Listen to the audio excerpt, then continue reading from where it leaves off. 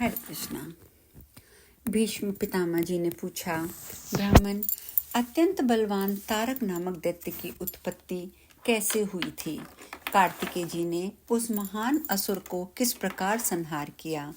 भगवान रुद्र को उमा की प्राप्ति किस प्रकार हुई? मुझे ये सारी बातें सुनाइए।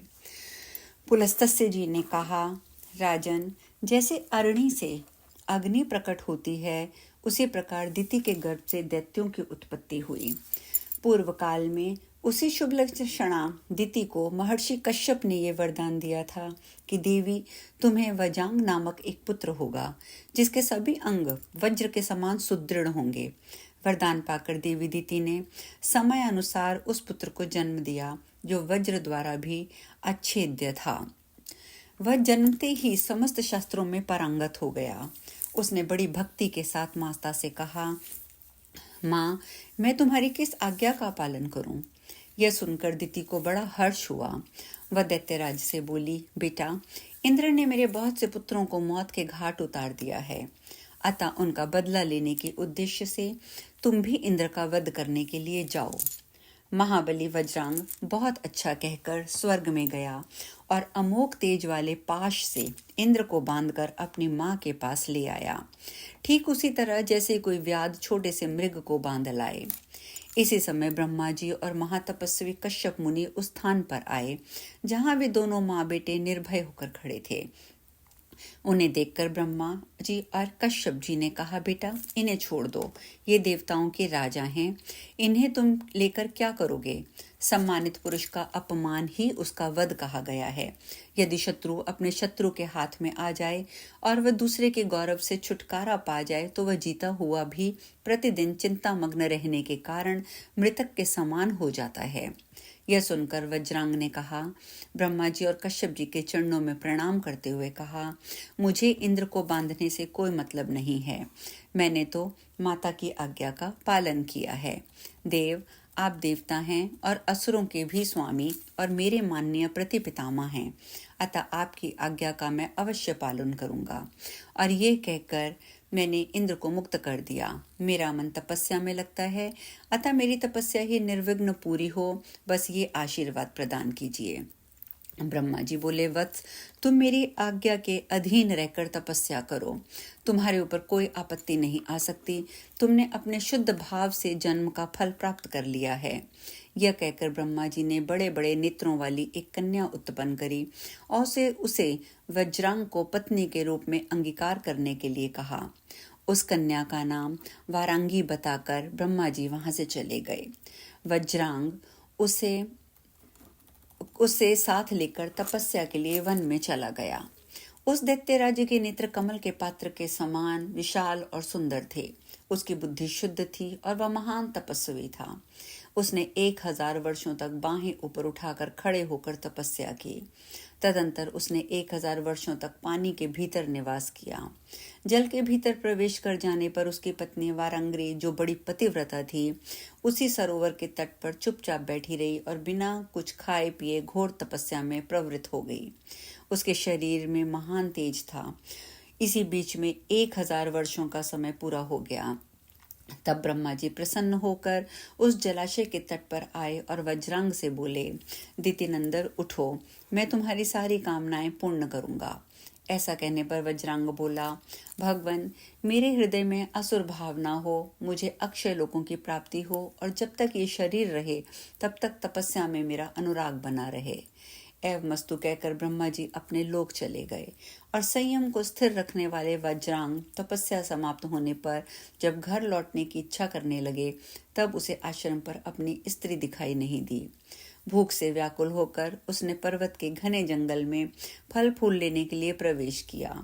वहां जाकर देखा, उसकी पत्नी वृक्ष की ओट में मुंह छिपाए दीन भाव से रो रही है। उसे इस अवस्था में देखकर दिति कुमार ने सांत्वना देते हुए पूछा, कल्याणी, किसने तुम्हारा अपकार करके यमलोक में जाने की इच्छा की है? वारंगी बोली, प्राणनाथ, तुम्हारे जीते जी मेरी दशा अनाथ सी हो रही है। देवराज इंद्र ने भयंकर रूप धारण करके मुझे डराया है, आश्रम से बाहर निकाल दिया, मारा और भूरी भूरी कष्ट दिया। मुझे अपने दुख का अंत दिखाई नहीं देता था, इसीलिए मैं प्राण त्याग देने का निश्चय कर चुकी थी। आप एक ऐसा पुत्र दीजिए जो मुझे इस दुख के समुद्र से तार दे। वारंगी के ऐसा कहने पर दैत्यराज वज्रांग के नेत्र क्रोध से लाल हो गए। यद्यपि वह महान असुर देवराज से बदला लेने की पूरी शक्ति रखता था, तथापि उस महाबली ने पुनः तप करने का निश्चय किया। उसका संकल्प जानकर ब्रह्मा जी आए और पूछने लगे, बेटा तुम फिर किस लिए तपस्या करने को उद्यत हुए हो? वज्रांग ने कहा, पितामह, आपकी आज्ञा मानकर समाधि से उठने पर मैंने देखा कि इंद्र ने वारंगी को बहुत त्रास पहुंचाया है। अतः यह मुझसे ऐसा पुत्र चाहती है जो इसे इस विपत्ति से उबार दे।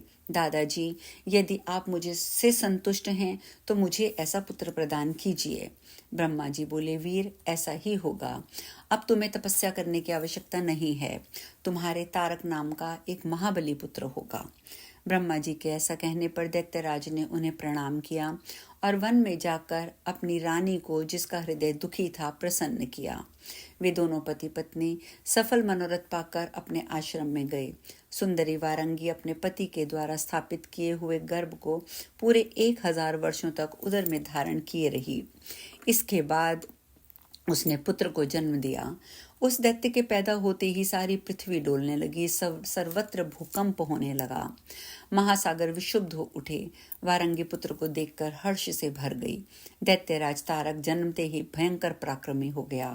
कुंभज और महिष आदि मुख्य मुख्य असुरों ने मिलकर उसे राजा के पद पर अभिषिक्त कर दिया। दैत्यों का महान साम्राज्य प्राप्त करके दानव श्रेष्ठ तारक ने कहा, महाबली असुरों और दानवों, तुम सब लोग मेरी बात सुनो। देवगण हम लोगों के वंश का नाश करने वाले हैं। जन्मगत स्वभाव ही उनके साथ हमारा अटूट बैर बढ़ा हुआ है। अतः हम सब लोग देवताओं का दमन करने के लिए तपस्या करेंगे। पुलस्त्य जी कहते हैं, राजन, ये संदेश सुनाकर सबकी सम्मति लेकर तारकासुर परियात्र पर्वत पर चला गया और वहां 100 वर्षों तक निराहार रहकर और 100 वर्षों तक पंचाग्नि सेवन करके और 100 वर्षों तक केवल पत्ते चबाकर और फिर 100 वर्षों तक केवल जल पीकर वह घोर तपस्या करता रहा। इस प्रकार जब उसका शरीर अत्यंत दुर्बल और तप का पुंज हो गया, तब ब्रह्मा जी ने कहा, दैत्यराज, तुमने उत्तम व्रत का पालन किया है, कोई वर मांगो। उसने कहा, किसी भी प्राणी से मेरी मृत्यु ना हो। तब ब्रह्मा जी ने कहा, देहधारियों के लिए मृत्यु निश्चित है, इसलिए तुम जिस किसी निमित्त से भी जिससे तुम्हें भय ना हो, अपने मृत्यु मांग लो। तब दैत्यराज तारक ने बहुत सोच विचार करके 7 दिन के बालक से अपनी मृत्यु मांगी। उस समय वह महान असुर घमंड से मोहित हो रहा था। ब्रह्मा जी ने तथास्तु कहकर अपने धाम को वो चल दिए। दैत्य अपने घर लौट आया और वहां रहकर उसने अपने मंत्रियों से कहा, तुम लोग शीघ्र ही मेरी सेना तैयार करो। ग्रसन नाम का दानव दैत्यराज तारक का सेनापति था। उसने स्वामी की बात सुनकर बहुत बड़ी सेना तैयार की। गंभीर स्वर में रणभेरी बजाकर उसने तुरंत ही बड़े बड़े दैत्यों को एकत्र किया, जिनमें एक एक दैत्य प्रचंड पराक्रमी होने के साथ साथ 10-10 करोड़ दैत्यों का यूथपति भी था। जंब नामक दैत्य उन सब का अगुआ था और कुंभज उसके पीछे चलने वाला था। इनके सिवा महेश, कुजंब, मेघ, कालनेमी, निमि, मंथन, जंबक और शुंभ भी प्रधान थे। इस प्रकार ये 10 दैत्यपति सेना नायक थे। उनके अतिरिक्त और भी सैकड़ों ऐसे दानव थे जो अपनी भुजाओं पर पृथ्वी को तोलने की शक्ति रखते थे। दैत्यों में सिंह के समान पराक्रमी तारकासुर की वह सेना बड़ी भयंकर जान पड़ती थी। वह मतवाले गजराजों, घोड़ों और रथों से भरी हुई थी। पैदलों की संख्या भी बहुत थी और सेना में सब और पताकाएं फहरा रही थी। इसी बीच देवताओं के दूत वायु असुर लोक में आए और दानव सेना का उद्योग देखकर इंद्र को समाचार देने के लिए गए। देवसभा में पहुंचकर उन्होंने देवताओं के बीच में इस नई घटना का हाल सुनाया। उसे सुनकर महाबाहु देवराज आंखें बंद करके बृहस्पति जी से बोले, गुरुदेव, इस समय देवताओं के सामने दानवों के साथ घोर संग्राम का अवसर उपस्थित होना चाहता है। इस विषय में हमें क्या करना चाहिए? कोई नीति युक्त बात बतलाइए। यह सुनकर बृहस्पति जी बोले, सुरश्रेष्ठ, साम नीति और चतुरंगी सेना, ये ही दो विजय अभिलाषी वीरों की सफलता के साधन सुने गए हैं। ये ही सनातन रक्षा कवच हैं। नीति के 4 अंग साम, भेद, दान और दंड। यदि आक्रमण करने वाले शत्रु लोभी हों तो उन पर साम नीति का प्रभाव नहीं पड़ता। यदि वे एकमत और संगठित हों तो उनमें फूट भी नहीं डाली जा सकती। जो बलपूर्वक सर्वस्त्र छीन लेने की शक्ति रखते हों, उनके सामने दान नीति के प्रयोग में भी सफलता नहीं मिल सकती।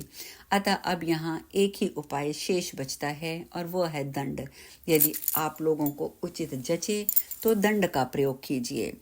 बृहस्पति जी के ऐसा कहने पर इंद्र ने अपने कर्तव्य का निश्चय करके देवताओं की सभा में इस प्रकार कहा, स्वर्गवासियों, सावधान होकर मेरी बात सुनो। इस समय युद्ध के लिए उद्योग करना ही उचित है, अतः मेरी सेना को तैयार किया जाए। यमराज को सेनापति बनाकर संपूर्ण देवता शीघ्र ही संग्राम के लिए निकलें। और ये सुनकर प्रधान देवता कवच बांधकर तैयार हो गए। मातली के ने देवराज का दुर्जय रथ जोतकर खड़ा कर दिया। यमराज भैंसे पर सवार होकर सेना के आगे खड़े हुए। वे अपने प्रचंड किंकरों द्वारा सब ओर से घिरे हुए थे। अग्नि, वायु, वरुण, कुबेर, चंद्रमा, आदित्य सब के सब युद्ध के लिए उपस्थित हुए। देवताओं की वह सेना तीनों लोकों के लिए भी दुर्जय थी। उनमें 33 कोटि देवता एकत्र थे। तदंतर युद्ध आरंभ हुआ। अश्वनी कुमार, मरुदगण, साध्यगण, इंद्र, यक्ष और गंधर्व ये सभी महाबली एक साथ मिलकर दैत्यराज तारक पर प्रहार करने लगे। उन सबके हाथों में नाना प्रकार के दिव्यास्त्र थे, परंतु तारकासुर का शरीर वज्र और पर्वत के समान सुदृढ़ था। देवताओं के हथियार उस पर अपना असर ही नहीं डालते थे। उन्हें प्रहार करते देख दानवराज तारक रथ से कूद पड़ा और करोड़ों के हिसाब से जो देवता वहां उपस्थित थे उसने अपने हाथ के पृष्ठभाग से ही मार गिराया। यह देखकर देवताओं की बची खुची सेना भयभीत हो उठी और युद्ध की सामग्री वहीं छोड़कर चारों दिशाओं में भाग गई। ऐसी परिस्थिति में पड़ जाने पर देवताओं के हृदय में बड़ा दुख हुआ। वे जगत गुरु ब्रह्मा जी की शरण में जाकर सुंदर अक्षरों से युक्त वाक्यों द्वारा उनकी स्तुति करने लगे। आज हम कथा में यहीं विश्राम लेंगे। आगे की चर्चा कल करेंगे। हरे कृष्णा।